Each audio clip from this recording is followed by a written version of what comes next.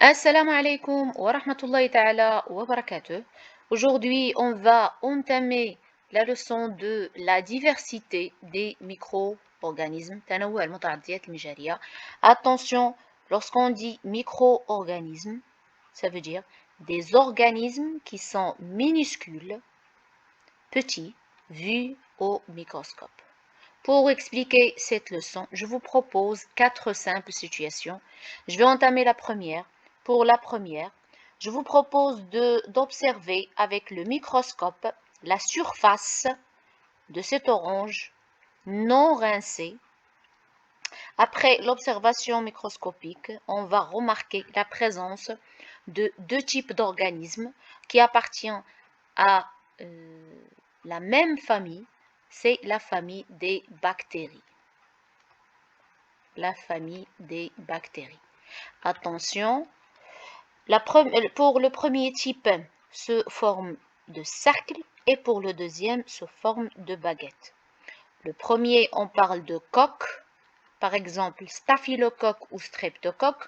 Le deuxième, on parle de bacille, par exemple bacille de Koch. Ça, c'est pour les bactéries. Je passe à la deuxième situation, comme vous voyez. Je vous propose d'observer, mais cette fois à l'œil nu. Regardez, à l'œil nu, une orange laissée à l'air ambiant un certain temps. Comme vous voyez, on remarque la formation d'une couche blanche qui devient verte.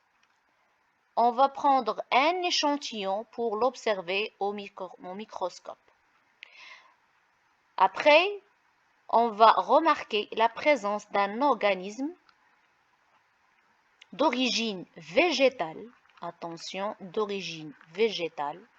On parle de moisissure. Moisissure. عفن. Et puisqu'on parle d'une orange, donc عفن الفواكه.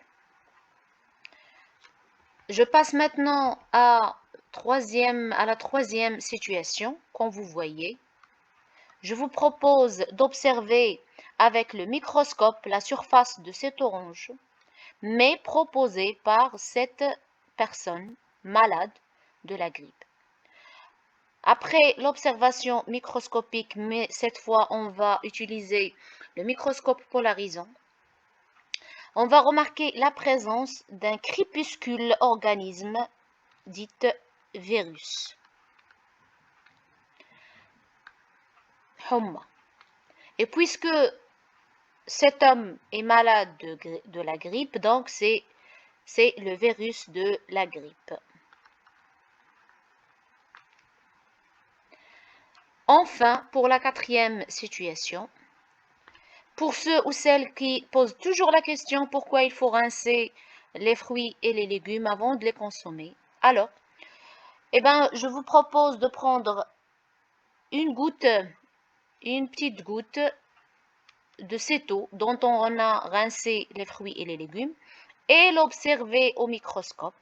On va remarquer la présence d'un petit organisme, cette fois unicellulaire, mobile, ça veut dire qu'il bouge, mobile. Pour la photo, je parle de la paramécie. Voilà.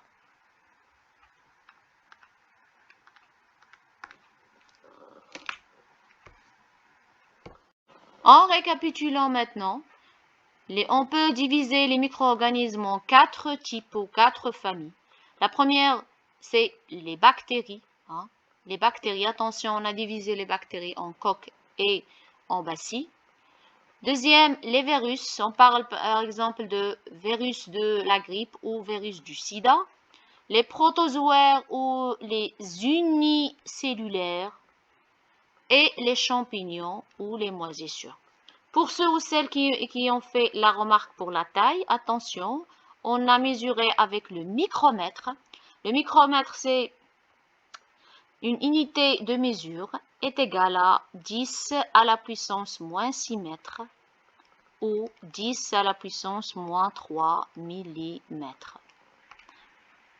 C'est tout pour aujourd'hui. On se voit à la prochaine vidéo.